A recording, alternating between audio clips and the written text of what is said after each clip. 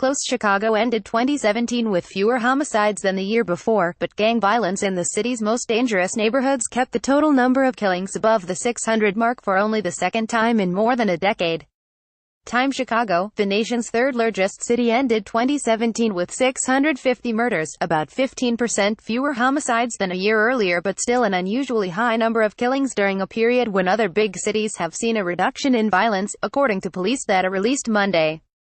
While there was a significant drop in gun violence in the city in 2017 compared to the year prior, Chicago topped the 600 mark for the second straight year and continues to see a level of violence that was typical of the late 1980s and 1990s, when many major metros were dealing with the scourge of gang-fueled drug violence. For the second straight year, Chicago also tallied more murders than New York City and Los Angeles combined.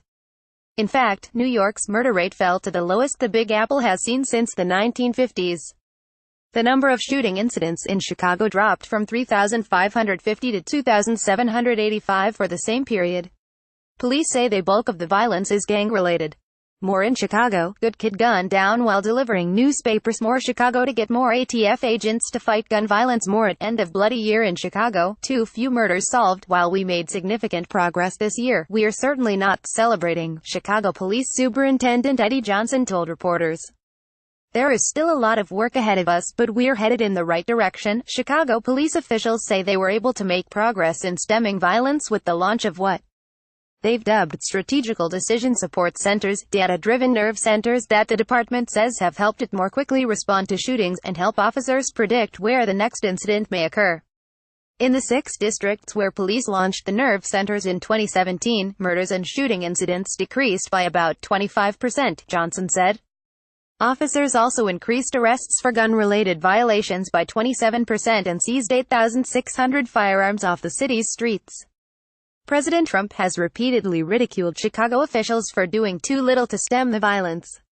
The president has compared the city to a war-torn nation and called the violence horrible carnage, while Chicago recorded more killings than any other U.S. city. Other large metros saw a higher per capita murder toll in 2017. Baltimore recorded 343 murders in 2017, the second highest toll the Charm City has seen in a single year and the highest per capita in city history, according to the Baltimore Sun. St. Louis homicide toll reached 205 as of Sunday afternoon, or about 65 murders per 100,000 people. By comparison, Chicago recorded 24 murders per 100,000 residents. For the first half of 2017, Chicago was on pace to tally more murders than it did in 2016, when the city recorded 771 murders, according to police data. But the department began to see progress as it pressed ahead with its tech surge.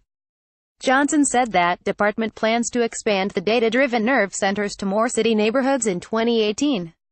He also expressed optimism that a new state law that calls for tougher sentencing for gun crimes would help reduce the violence.